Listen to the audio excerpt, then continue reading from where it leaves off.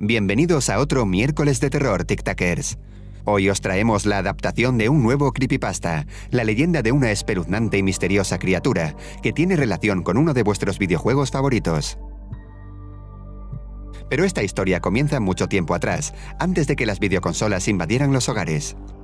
A principios de la década de los 80, en una localidad de los Estados Unidos, comenzó a cundir el pánico cuando se sucedieron una serie de muertes violentas.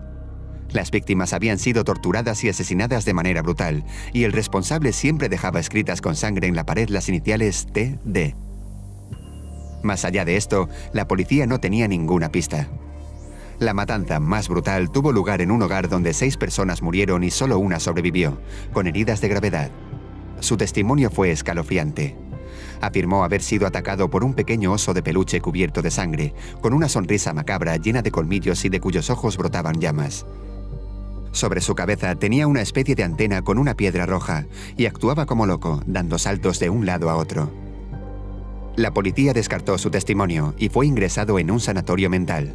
Días después, se quitó la vida.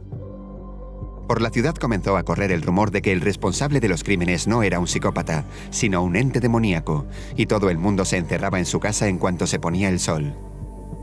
Una noche, una patrulla de policía se encontró en un callejón los restos de un cuerpo masacrado, y a los pocos metros una figura escribiendo las iniciales TD con sangre en la pared. Salieron tras él, y pudieron perseguirle gracias al rastro de sangre que dejó hasta las afueras de la ciudad, donde se escondió en el cementerio. Para ese momento ya se había dado la voz de alarma, y varias patrullas comenzaron a rastrear el camposanto. El periodista de un diario local apareció también, y se le permitió acompañar a una de las parejas de policías. Después de mucho rato dando vueltas y escuchando ruidos extraños, de repente, uno de los oficiales cayó desplomado al suelo, con la voz ahogada por los borbotones de sangre que salían de su garganta. Mientras el otro policía ayudaba a su compañero, el periodista reaccionó rápidamente con su cámara y sacó una instantánea en medio de la oscuridad. Cuando más tarde la reveló en su laboratorio, no podía creer lo que veía. Un pequeño oso de peluche aparecía de pie sobre una tumba, sosteniendo en su mano un hacha manchada de sangre. La imagen confirmaba la descripción que había dado en su momento la anterior víctima, y cuando fue publicada en la prensa, la gente se volvió histérica.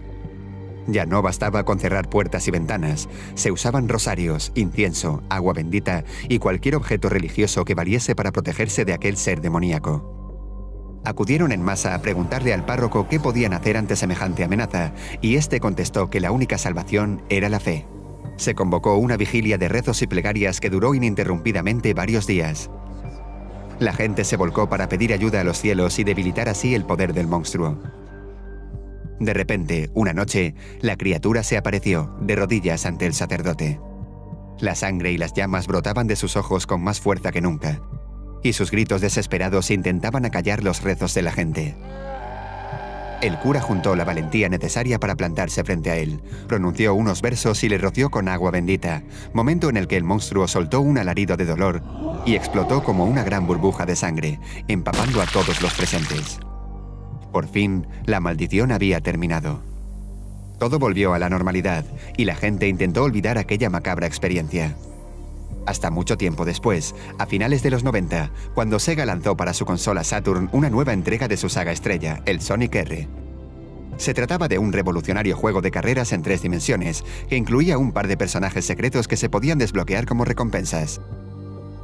En un hogar de Los Ángeles, California, una madre llamaba a cenar a su hijo, que llevaba varias horas encerrado en su habitación, jugando a este nuevo título.